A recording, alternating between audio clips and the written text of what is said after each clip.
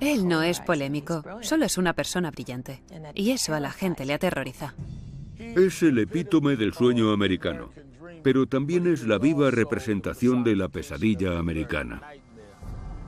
El señor Trump tiene que entender que el mundo no gira alrededor de su pene. Nunca antes había pensado, ese es el hombre que quiero que se postule para la presidencia, pero madre mía, ahora le adoro.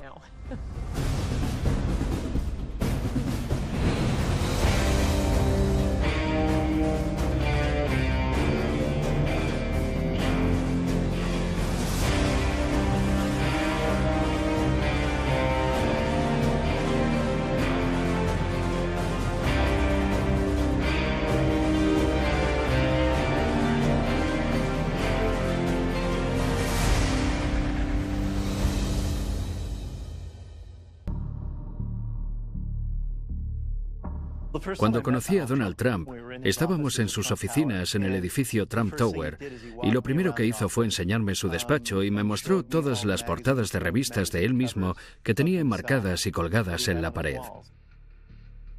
Debemos comprender que Donald Trump tiene una imagen muy cinemática de sí mismo. Lo que más le gusta hacer es sentarse en el sofá de su casa a ver películas y comer hamburguesas. Antes de meterse en el mercado inmobiliario, se planteó invertir en la industria cinematográfica. Me dijo que había pensado en mudarse a Hollywood para convertirse en productor de cine. Durante el tiempo que estuve con él no dejaba de hablar sobre películas o actores que le fascinaban. Un día me dijo que Clint Eastwood era la mayor estrella de cine de todos los tiempos. Y entonces me vino la imagen de Clint Eastwood apartándose el poncho por encima del hombro interpretando a El hombre sin nombre, paseando los dedos por encima de su revólver. Así es como Donald Trump se ve a sí mismo. Por eso, entrecierra los ojos. Creo que ha practicado la mirada de Clint Eastwood 1.000.000 de veces frente al espejo. Y se imagina a sí mismo llevando a cabo el rodaje de una película producida por Trump, dirigida por Trump y escrita por Trump. Se titularía La vida de Trump.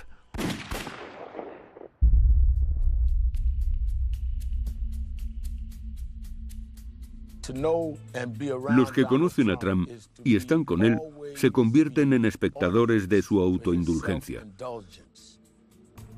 Una vez viajé en helicóptero con Don King y Donald Trump, y fue algo surrealista,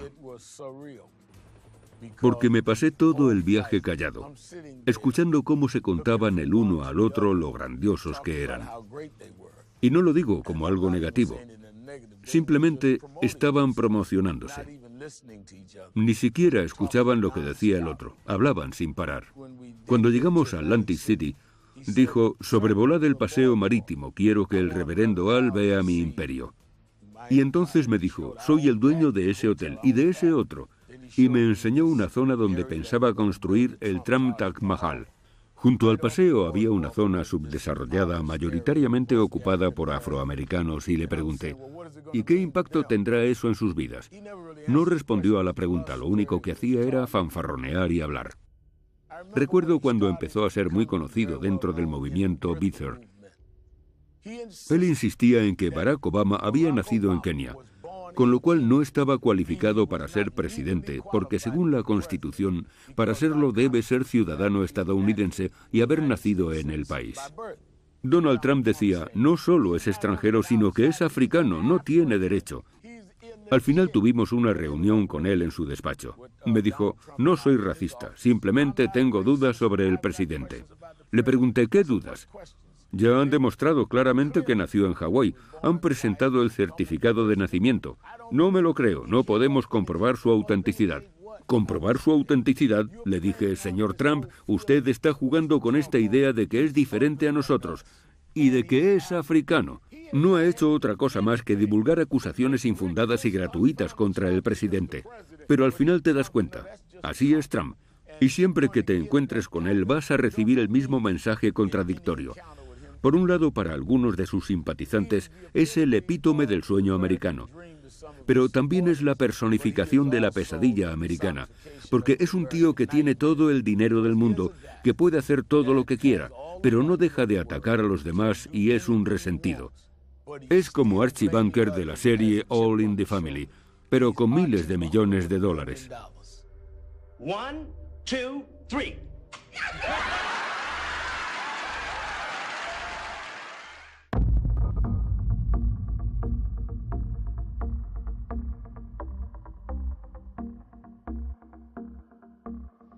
Le conocí porque en las clases de economía realizamos un caso de estudio sobre un libro llamado El arte de la negociación, uno de sus libros más vendidos. Y me dejó fascinada porque estaba lleno de códigos de tiempo. Era como repasar un día cualquiera en la vida de Donald Trump. Llamar a esta persona, llamar a esta otra, llamar a mi abogado. Se veía el funcionamiento interno de esta gran mente. Hablaba de cómo destruir a la competencia. Era tan provocativo.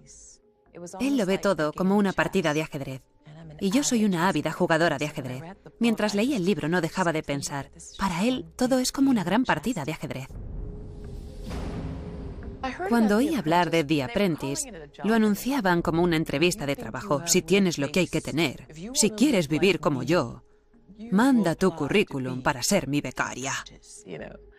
Y nos lanzamos de cabeza. ¿Quién no quiere ser multimillonario? ¿Quién no quiere vivir en el Trump Tower y tener un ejército de mayordomos a su disposición? Donald Trump es la mente más brillante del mundo en cuanto a marketing y técnicas de venta. No tiene rival. Ya era muy famoso, pero se ha acabado convirtiendo en una superestrella, como una estrella del rock.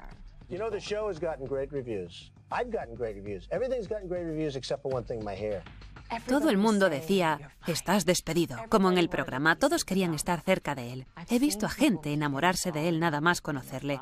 Gente que le apoya en todo lo que dice, que compra todo lo que vende, que hace cola por él, que le aclama.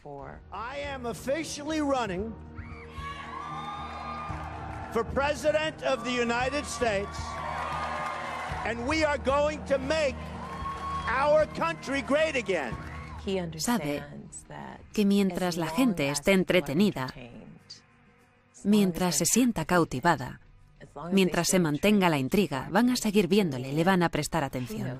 Conoce mejor sus ángulos, sabe qué frases usar para elevar los ánimos, para bajarlos un poco, para dar énfasis, para suavizar. Conoce a su público. Sabe lo que esperan de él y él sabe dárselo.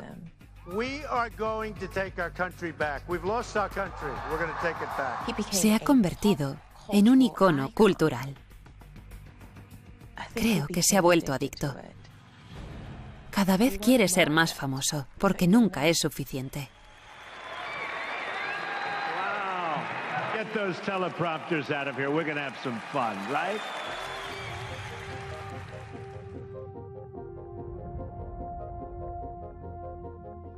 Mira, esta es una de mis posesiones más valiosas. De hecho, la guardo bajo llave. La Academia Militar de Nueva York fue el lugar donde Donald Trump se convirtió en líder por primera vez. Fue la primera vez que estuvo al mando de su propia compañía. En esta página aparezco justo al lado de Donald Trump. Si nos fijamos en esta fotografía del anuario, vemos que tiene una estrella a cada lado del cuello de la chaqueta. Eso es porque era un cadete condecorado. Donald Trump es un líder nato. Aprovechaba su sonrisa y encanto natural para llevarse bien con todo el mundo y parecía que caía muy bien a todos. Con 17 años ya tenía a 40 cadetes bajo su mando. Era mi capitán, así que le conocí bastante bien. Donald era un chico algo rebelde y necesitaba aprender a canalizar esa rebeldía. Siempre me pareció un hombre con un objetivo muy claro, incluso por aquel entonces. Conseguía que todos cooperáramos para hacer lo que él quería. El sistema de valores que seguíamos era nunca mentir, engañar o robar a otros cadetes. Punto.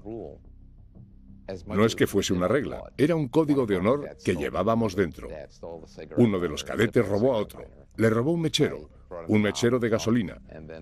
Se lo dije a Donald Trump y él dejó bien claro a todos que no quería que nadie hiciese nada, que nadie tomase represalias contra él y todos le obedecimos.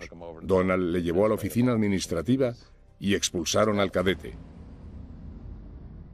Llevábamos una vida muy organizada. La corneta sonaba todos los días al alba. Teníamos que estar en formación 15 minutos después, listos para pasar revista. No podíamos ir a casa los fines de semana. Si teníamos suerte, nuestros padres venían a visitarnos el domingo y nos llevaban a comer fuera. Su madre y su padre venían a menudo. Eran estrictos pero cariñosos, especialmente su madre. Donald era muy conocido y muy querido. Se ganó el título de Casanova al final del año, y eso que ni siquiera había chicas en la escuela.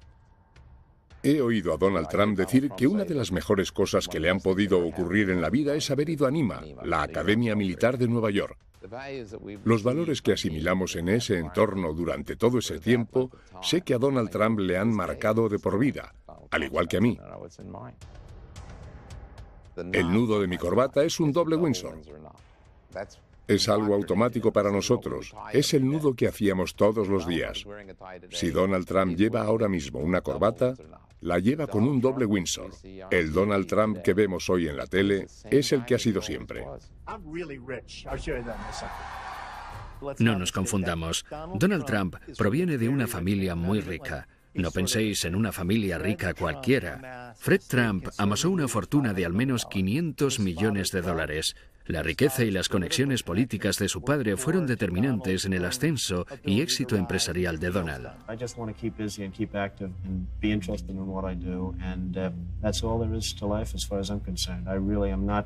Looking to make tremendous amounts of money. I'm looking to enjoy my life, and if that happens to go with it, that's fabulous.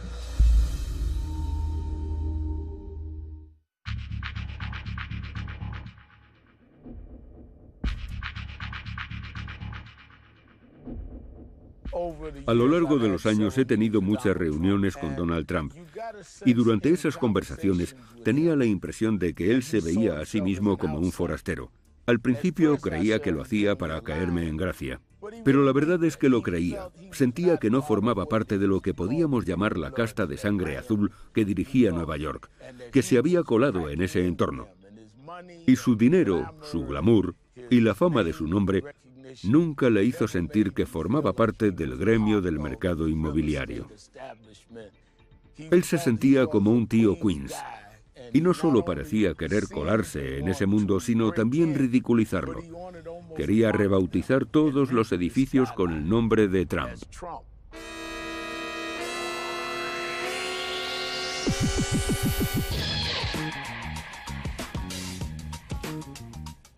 Donald Trump me llamó tocapelotas y estoy muy orgullosa de ello. Soy una auténtica neoyorquina, de los pies a la cabeza, nacida y criada aquí. Las décadas de los años 60 y 70 fueron unos años muy peligrosos, los peores años de la historia de Nueva York. Todos teníamos miedo de ser atracados. Si llevabas anillo de compromiso, le dabas la vuelta o te ponías un guante encima. Incendios, asesinatos, revueltas, violaciones. Donald Trump fue uno de los primeros en aprovecharse de Nueva York cuando estaba de capa caída, aunque de una forma positiva. When New York was almost broke and other builders were jumping ship, Trump took a chance on the old Commodore Hotel. Él entendió que Nueva York tenía problemas o que la cosa estaba a punto de cambiar y se lanzó de cabeza para aprovechar la oportunidad y hacer negocios. Entonces vino al West Side y se encontró con su propio Waterloo. Trump's flashiest project is still on the drawing board. He and architect Helmut Jahn want to build a giant complex of offices, apartments, and shops on a 13-block site along the Hudson River. Quería construir un muro de 20 metros a lo largo de West Side, en el cual debajo habría un aparcamiento de 9.000 plazas, un centro comercial de 185.000 metros cuadrados, sobre el cual se erigía un edificio de 150 pisos, el edificio más alto del mundo, flanqueado por otros 6 edificios que también estarían entre los más altos del mundo. Habría diezmado por completo toda la economía en varios kilómetros a la redonda, no solo en el West Side. Trump era una figura muy influyente en esa época. Pidió al ayuntamiento que hiciese modificaciones en las leyes medioambientales y consiguió ponerlas en marcha. La idea de luchar contra Trump nació en la mesa de mi comedor, que es donde normalmente germinan las luchas populares. Organizábamos protestas, recogidas de firmas. Nos apoyaba Tony Randall, Paul Newman, Bill Moyers, Lauren Bacall. En un momento dado teníamos 7.000 miembros. No nos sentíamos intimidados por él ni anulados por su arrogancia.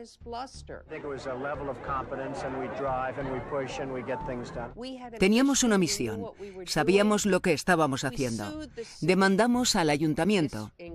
Para ello, tuvimos que reunirnos con el gran Donald, que era tan arrogante como cabía esperar. You're going to have to start pushing these people now a little bit because it's getting a little ridiculous as far as I'm concerned. Trump aceptó nuestro diseño alternativo, que es lo que finalmente se construyó. Comprendió que lo que queríamos llevar a cabo era un proyecto mucho más razonable y factible. Me encanta recordar ese momento. En un momento dado, reculó y dijo, creo que habéis mejorado este proyecto. Le miré y le dije, Donald, quiero que algún día lo reconozcas públicamente.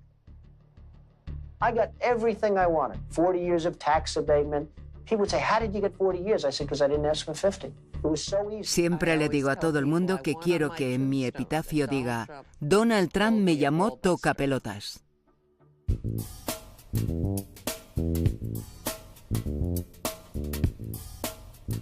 A los 21 me aceptaron en la Facultad de Medicina Cornell, así que me asenté en Nueva York, en Manhattan, en 1967, en el llamado East Village.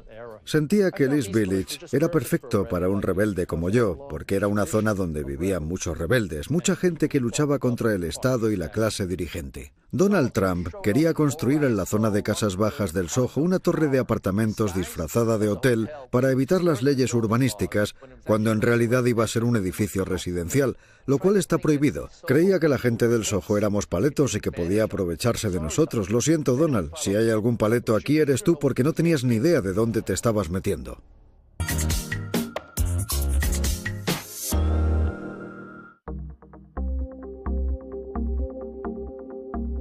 Nadie le impone nada a los vecinos de mi barrio. Nosotros somos los que decidimos qué queremos. Nadie puede decir qué es mejor para nosotros. Inmediatamente pusimos una demanda contra la construcción. Sabíamos que iba a ser un edificio residencial, no un hotel.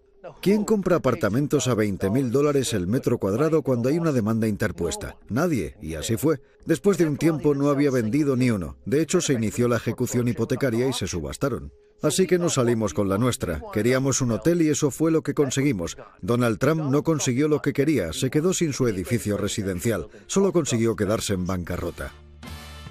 Trump, haz lo correcto. Sigue las leyes, no eres mejor que nadie.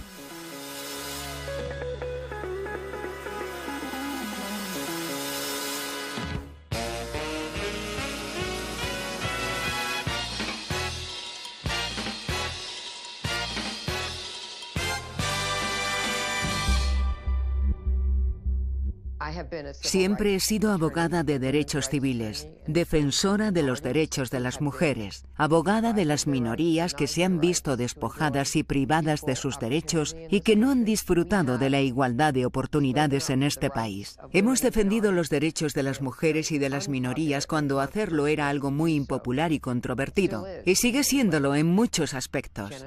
Jenna Talakova se inscribió en el concurso de belleza Miss Universo Canadá. Después de ser aceptada, el comité del concurso decidió expulsarla de la competición basándose en un requisito que debían cumplir las participantes: haber nacido mujer. Do you identify as trans or as a woman? To me, I am a woman. I've always been a woman. Habían violado los derechos de Jenna.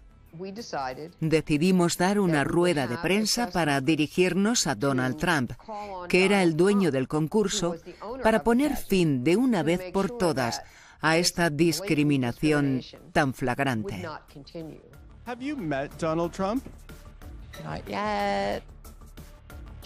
Jenna tenía pasaporte canadiense, su carné de conducir y su certificado de nacimiento donde se indicaba que era una mujer. Y eso debería ser más que suficiente para el señor Trump. Ella no le ha pedido al señor Trump fotos de su nacimiento para ver su anatomía y para que demuestre que era un hombre. Después de dejar claro que no nos interesaban las fotos de su anatomía, el señor Trump llamó a TMZ para decir que seguramente me quedaría muy impresionada al ver su pene. Yo le respondí: no tengo una lupa suficientemente grande para ver algo tan pequeño. El señor Trump tiene que comprender que el mundo no gira alrededor de su pene ni del de nadie. Si alguna vez el mundo ha sido así, ya no lo es. A mí me pareció muy interesante porque me estaba insultando y atacándome directamente a mí. Esas cosas no me molestan porque el mensaje que yo entiendo es que he ganado la batalla y que tengo razón. Al final cedió. Creo que el señor Trump reconoció que en el fondo se trataba de un problema de derechos civiles. Pero al mismo tiempo, había creado una cortina de humo para no admitirlo. Gloria got involved 2 days afterwards. The decision was already made, so she's obviously just in this for publicity. Had I known she was involved, maybe I wouldn't have made that decision because she's easy to beat. Pero lo irónico de todo esto es que 1 año o 2 después fuimos al canal Fox News y de pronto entró el señor Trump en la sala de espera donde estábamos sentados.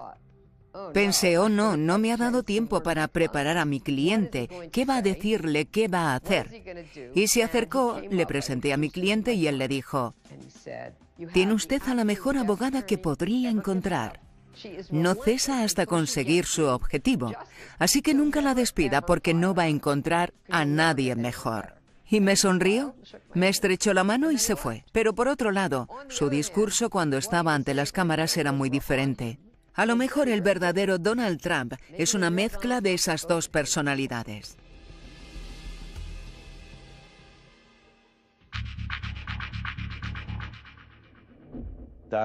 Donald Trump quería formar parte de la NFL y aprovechar un terreno muy bien cotizado que poseía en Manhattan. Donald pensó, a la NFL le vendría bien tener otro equipo en Nueva York, especialmente si jugase en Manhattan. La NFL no invitaba a Donald a entrar. La dirección de la NFL resistía sus esfuerzos de entrar en ese exclusivo club. En 1983 estaba a punto de inaugurarse una nueva liga de fútbol americano, la United States Football League. Donald tenía un juguete nuevo, un equipo de fútbol americano profesional. We now have strong ownership. The NFL, when it was most successful, had 6 teams. At its zenith, at its highest point, they had 6 teams. That's the number of teams that we should have. No hacía falta rebuscar mucho para darse cuenta de que tenía otros intereses, sus propios intereses. El objetivo de la USFL era jugar la liga durante la primavera, cuando era la única liga en funcionamiento, cuando no se juegan otros partidos de fútbol americano. Él irrumpió en la escena diciendo, si Dios quisiese que el fútbol se jugase en primavera, no habríamos inventado el béisbol. My attitude has always been the spring was a wasteland, and I came into this league on the basis and predicated on the fact that I thought the league would move to the fall, and they have. En los 80 solo había 3 cadenas y las 3 estaban ligadas a la NFL. La USFL había decidido trasladarse al otoño. Ninguna de las cadenas quería trabajar con ella. Los estadios no estaban disponibles, ya no les quedaba dinero. Según se calculó, habían perdido unos $200 millones. Trump metió a la USFL en una demanda contra la NFL por haber violado los tratados antimonopolio. Based on what everybody tells me, based on common sense of the law, there is virtually no chance that we can lose this lawsuit.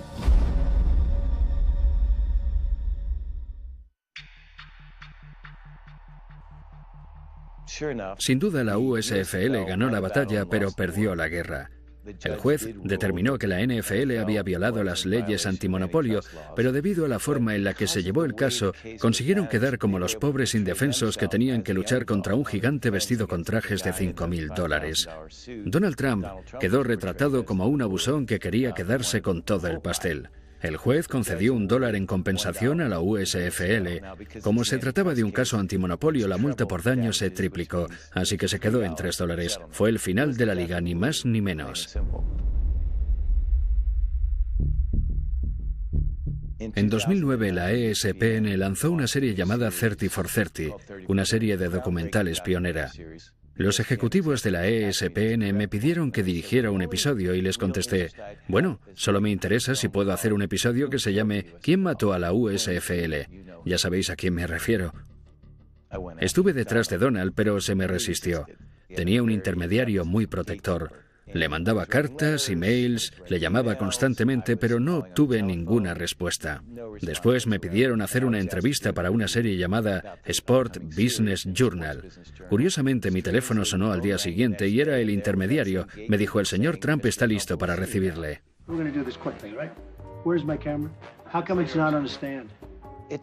Parecía que no quería estar ahí. Todo le molestaba. Quería pasar a la siguiente pregunta y se notaba que estaba inquieto. Era como un niño pequeño cumpliendo un castigo. Conseguimos justo lo que queríamos, y él se esforzó por defenderse como pudo, pero entonces le di el golpe de gracia. Le enseñé el cheque que el juez le había concedido a la USFL. Quiero que veas esto. Eso le sacaría una sonrisa, ¿no? Pues no. Se acabó. Esa fue la gota que colmó el vaso. Se fue dándome unos golpecitos en el hombro con condescendencia y se marchó de la habitación.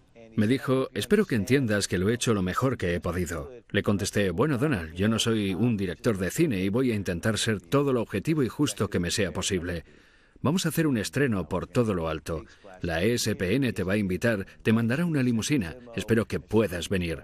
Y me dijo, bueno, eso dependerá de ti, ¿no crees? Le mandé una carta y él me contestó, cuando Donald te manda una carta, simplemente coge la que tú le has mandado y escribe encima con un marcador negro. Dijo que era una película barata y que faltaba a la verdad. Terminó diciendo mucha suerte. Firmado Donald Trump. Postdata, eres un pringado.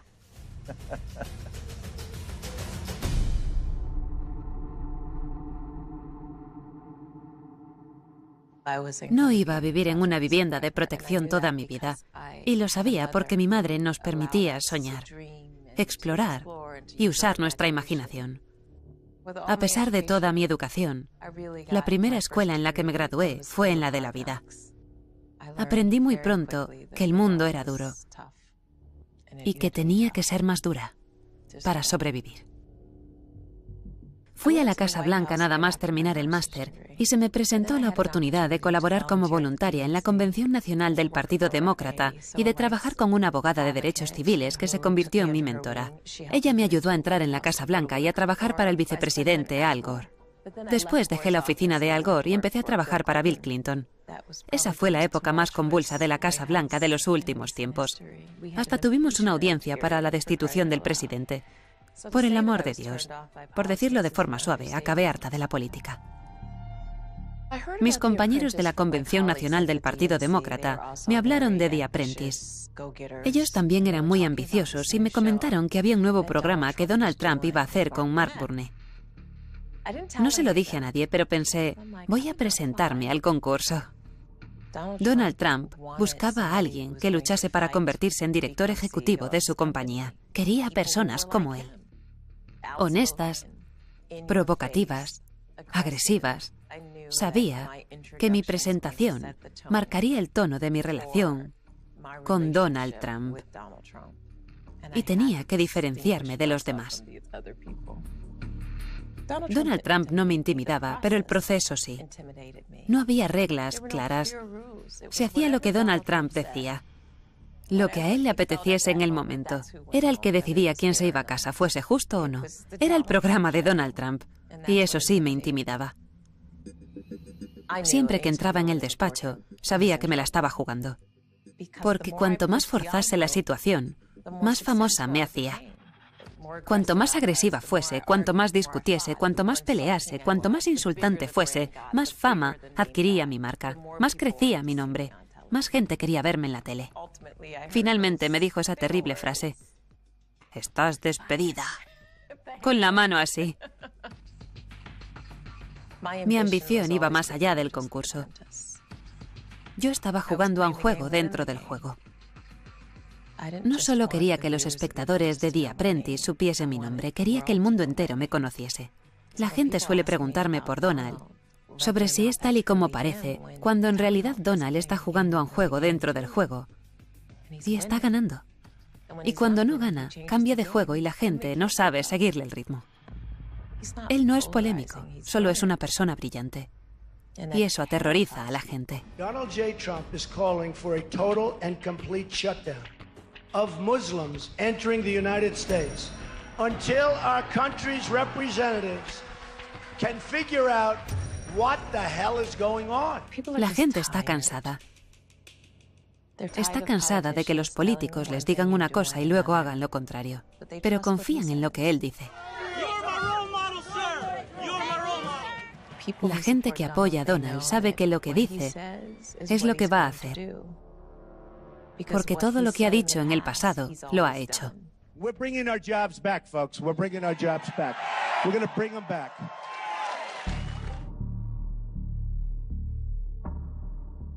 Trump es la estrella de carne y hueso que estábamos esperando.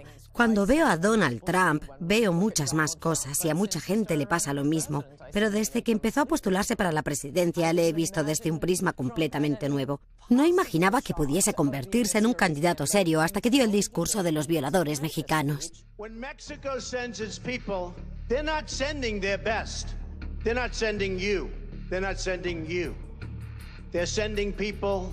That have lots of problems, and they're bringing those problems with us. They're bringing drugs, they're bringing crime, they're rapists, and some, I assume, are good people.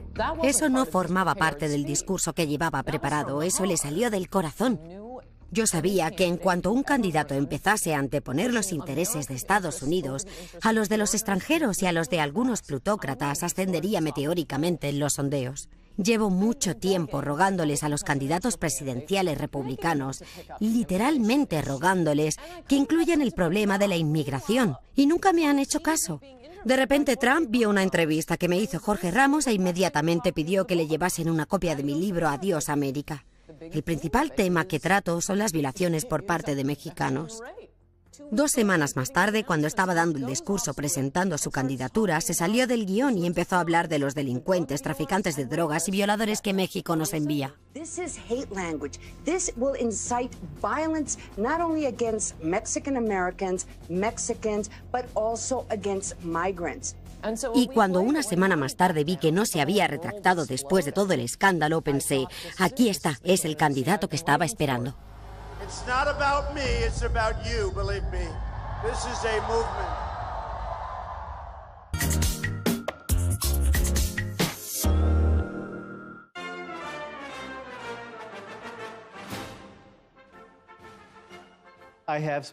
He pasado mucho tiempo con Donald Trump. Creo que cuando más estuve con él fue entre 2003 y 2005. Por aquel entonces cubrí un reportaje sobre él para New York Times y después estuve escribiendo el libro. Trump Nation habla de cómo el autobombo le da ventaja, a menudo a costa de mentir sobre sus logros reales, y de cómo estampar su nombre sobre todo tipo de objetos, desde vodka hasta colchones, pasando por ropa interior y rascacielos, es una señal de éxito. Este fue un momento muy interesante para mí.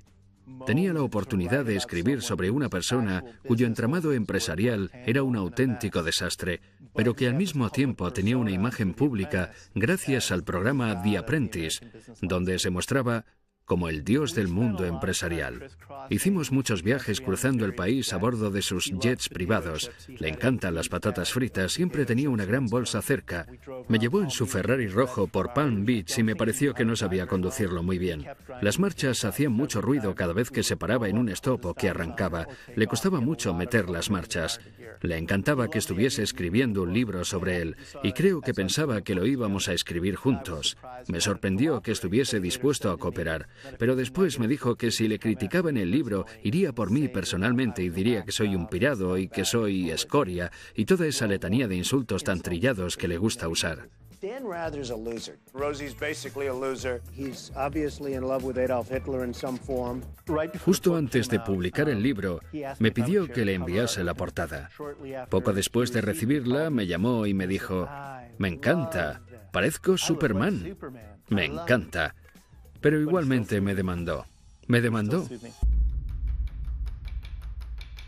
Me puso una demanda por $5.000 millones que creo que es la mayor demanda interpuesta por difamación en la historia de Estados Unidos. Decía que le había hecho un daño irreparable a su reputación y a su solvencia para hacer negocios. Todo se basaba en 3 páginas del libro que se centraban en el valor de su red empresarial, y en ellas hablaba de que él contaba una historia totalmente descabellada y exagerada cuando decía cuánto dinero tenía. I don't want to sound braggadocious, but I'm the biggest developer in the city by far. Es falso, nunca ha sido el mayor constructor de Nueva York desde ningún punto de vista, ni teniendo en cuenta el valor de sus propiedades ni la cantidad de metros cuadrados que posee. Yo estaba dispuesto a llevar a juicio la veracidad de los hechos de mi libro. Creo que él pensaba que mi editorial se iba a echar atrás.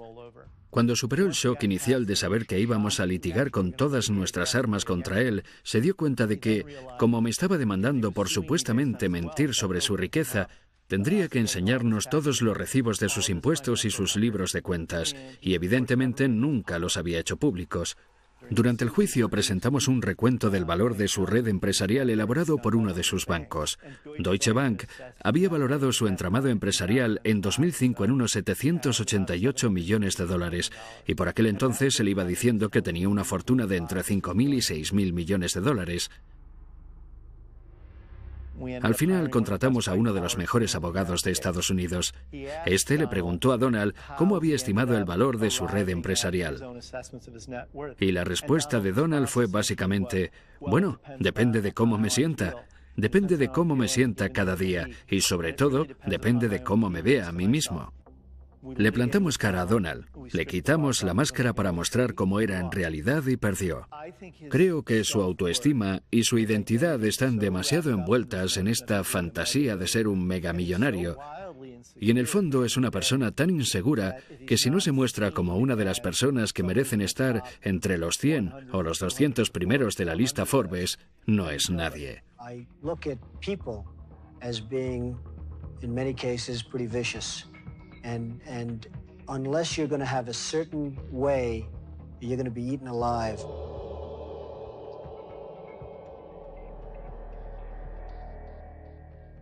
Politicians are supposed to make a lot of promises they don't intend to keep. They're not supposed to tell us what they really mean. I've never seen anything like this Donald Trump before. Nadie, salvo un multimillonario excéntrico que ama a Estados Unidos, podría hacer lo que él está haciendo. Porque sus contribuyentes le dirían, no, ese no es nuestro mensaje. Demuestra tener mucho carácter porque está dispuesto a perder dinero, a perder amigos en su mismo vecindario. No está tomando una decisión muy popular.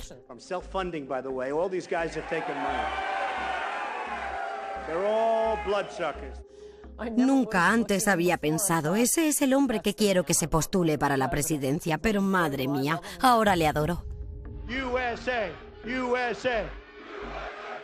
Nunca había asistido a un evento político donde la gente estuviese tan feliz, porque por fin alguien hablaba sobre inmigración, sobre comercio y sobre proteger a los americanos, y además mandaba a tomar viento fresco a los medios de comunicación y a la corrección política.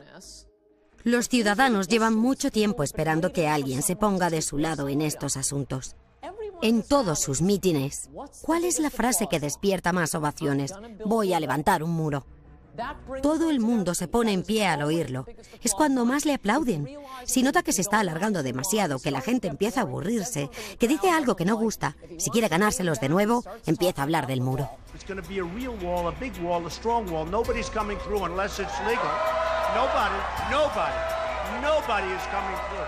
Y los medios de comunicación no quieren hablar de estos temas. Simplemente dicen, ¿por qué gusta tanto? No lo entendemos. Pues hablad de los problemas reales. La candidatura de Donald Trump se basa en el colapso del sueño americano. Y no hablo del típico cliché, ni siquiera me refiero exclusivamente al aspecto económico. Tener un trabajo es importante. El respeto por uno mismo es importante. Preocuparnos por nuestra familia, por nuestra ciudad, por nuestro país, en lugar de preocuparnos por el resto del mundo. Es totalmente imperdonable que ningún partido defienda todo esto. Y Trump ha llegado diciendo, voy a poner a los Estados Unidos en primer lugar. ¿Esa es su idea revolucionaria? ¿Y nadie es capaz de competir contra él?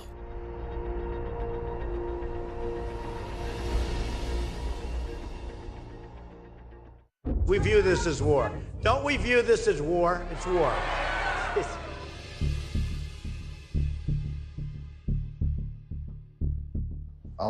Gran parte del pueblo estadounidense está muy enfadado. No dejan de mandar representantes a Washington para que cambien las cosas, pero nada cambia. Y la cosa va cada vez peor. Y a menos que alguien luche por ellos, nada va a cambiar. Estados Unidos es ahora igual que la Roma antigua. La ciudad se está desmoronando a nuestro alrededor y el pueblo solo quiere ir al Coliseo. Estamos en ese punto y Donald Trump resulta que lo ha comprendido. Muchos dicen que tiene que cambiar esa actitud y tiene que empezar a comportarse como un presidente. Pero lo cierto es que estamos siendo testigos de un combate de lucha libre y si no sabes comunicarte con el público de la lucha libre, no vas a llegar a ninguna parte. Da igual lo lógicos que sean tus argumentos. The world laughs at us. They won't be laughing if I'm president. Creo que el objetivo final de Donald Trump, cuando empezó a postularse para presidente, era desarrollar y afianzar influencias políticas y ganar más poder. Y creo que en algún momento, al ver todas esas masas y toda esa gente apoyándole, empezó a pensar, puedo ganar estas elecciones. Pero en el fondo no estoy convencido de que quiera ser presidente. Creo que si un día se despertase y tuviese que dirigir el país, para él sería una auténtica pesadilla, porque ni siquiera sabe dirigir su negocio correctamente. No es un buen director, pero es un promotor excepcional, y no tiene que dirigir nada mientras que sea capaz de seguir jugando con humo y espejos. Y él sabe jugar con ellos mejor que nadie que yo conozca.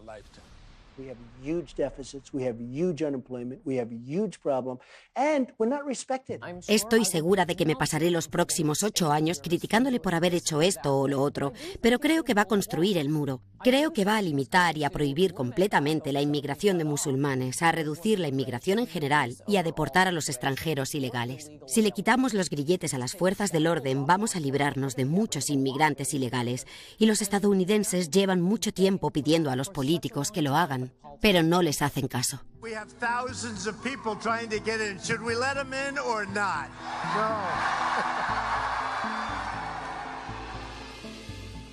No me importa cuántas propiedades lleven su nombre. Dios le bendiga, que se haga todo lo rico que pueda. Pero las demás personas también tienen sus derechos. Cuando ataca a las minorías o a las mujeres a las que se les ha denegado sus derechos, da a entender muchas cosas sobre sí mismo. Sobre lo que está dispuesto a hacer, cómo está dispuesto a hacerlo y el tipo de persona que él cree que es. Puede que nos parezca divertido, pero debemos recordar que quien se siente en la Casa Blanca va a tomar decisiones cruciales para todos, y eso ya no es cosa de risa.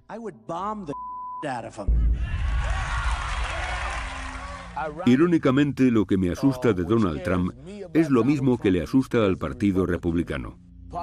¿Cómo volveremos a controlar todo esto? ¿Hasta cuándo va a durar? ¿Y hacia dónde nos lleva?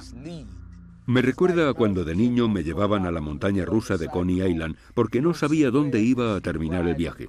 Solamente rezaba para que terminase y que el vagón no se saliese de los raíles.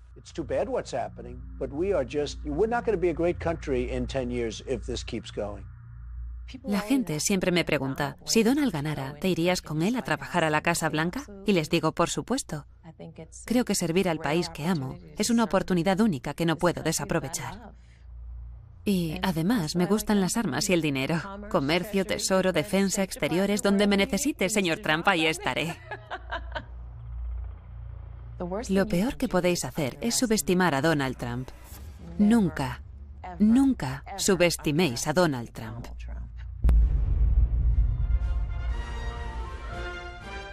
Creo que la Casa Blanca de Trump tendría unos 50 pisos de altura.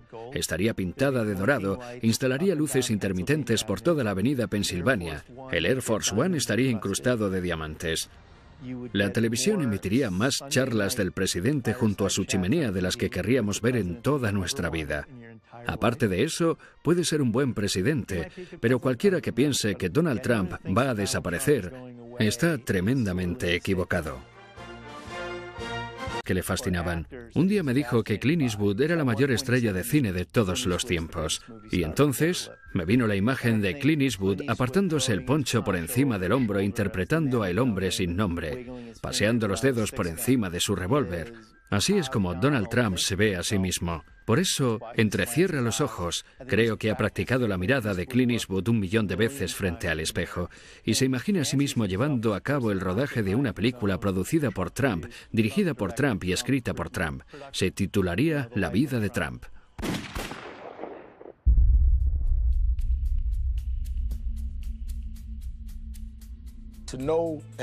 Los que conocen a Trump y están con él se convierten en espectadores de su autoindulgencia. Una vez viajé en helicóptero con Don King y Donald Trump y fue algo surrealista, porque me pasé todo el viaje callado, escuchando cómo se contaban el uno al otro lo grandiosos que eran. Y no lo digo como algo negativo. Simplemente estaban promocionándose. Ni siquiera escuchaban lo que decía el otro. Hablaban sin parar. Cuando llegamos a Atlantic City, dijo: sobrevolad el paseo marítimo, quiero que el reverendo Al vea mi imperio. Y entonces me dijo: soy el dueño de ese hotel y de ese otro. Y me enseñó una zona donde pensaba construir el Trump Taj Mahal. Junto al paseo había una zona subdesarrollada, mayoritariamente ocupada por afroamericanos, y le pregunté: ¿y qué impacto tendrá eso en sus vidas? No respondió a la pregunta, lo único que hacía era fanfarronear y hablar. Recuerdo...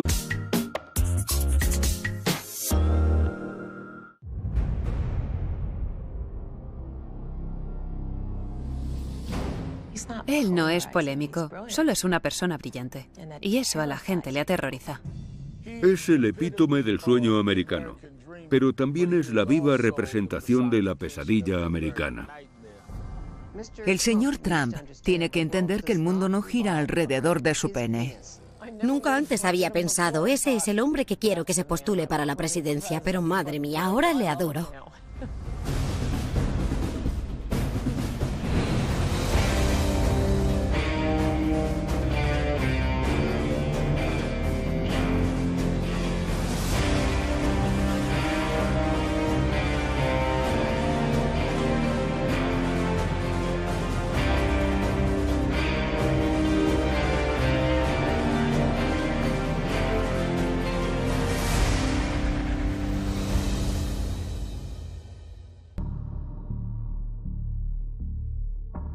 Cuando conocí a Donald Trump, estábamos en sus oficinas en el edificio Trump Tower, y lo primero que hizo fue enseñarme su despacho y me mostró todas las portadas de revistas de él mismo que tenía enmarcadas y colgadas en la pared.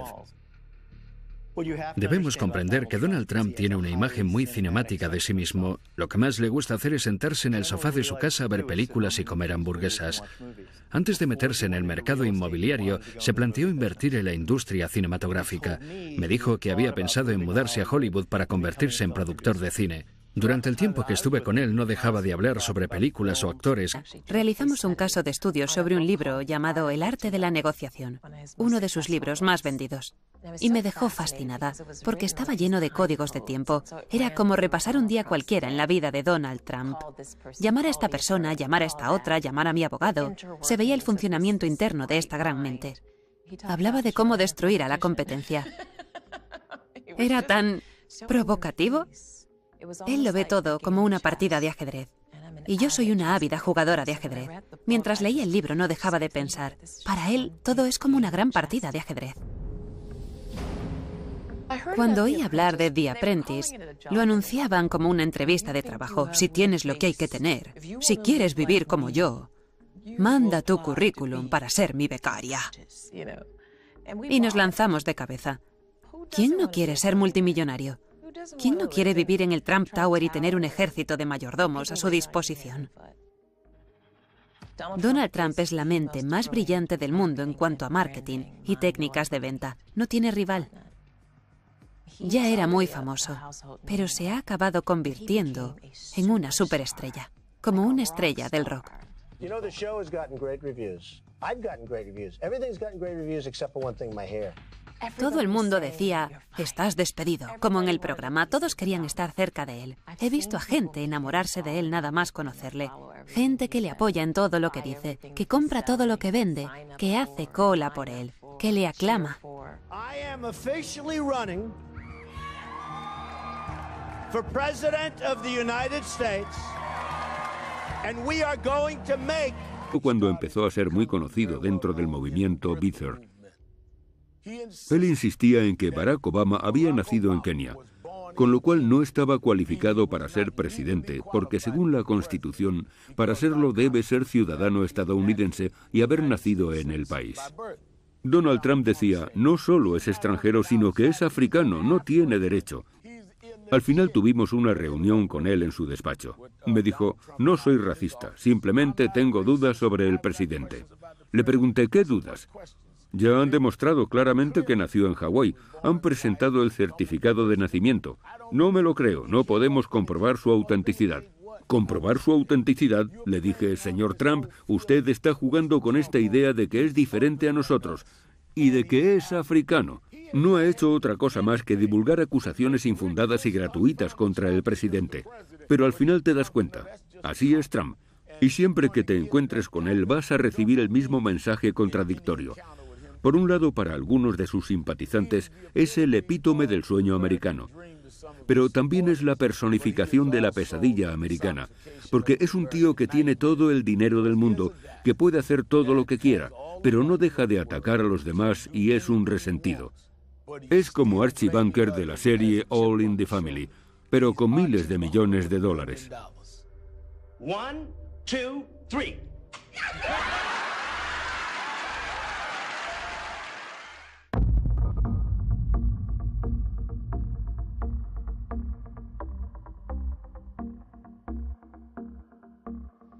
Le conocí porque en las clases de economía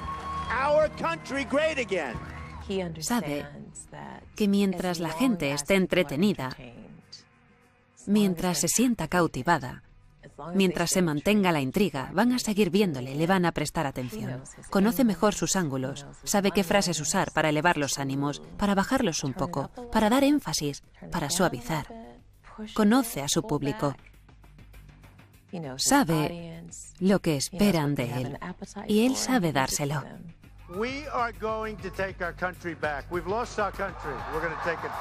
Se ha convertido en un icono cultural. Creo que se ha vuelto adicto. Cada vez quiere ser más famoso, porque nunca es suficiente. Wow. Get those teleprompters out of here. We're gonna have some fun, right?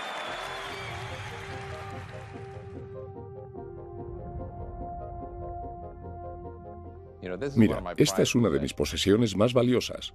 De hecho, la guardo bajo llave. La Academia Militar de Nueva York fue el lugar donde Donald Trump se convirtió en líder por primera vez. Fue la primera vez que estuvo al mando de su propia compañía. En esta página aparezco justo al lado de Donald Trump.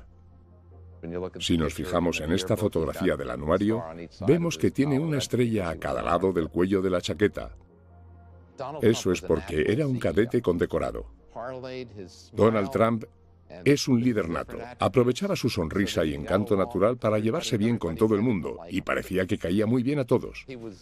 Con 17 años ya tenía a 40 cadetes bajo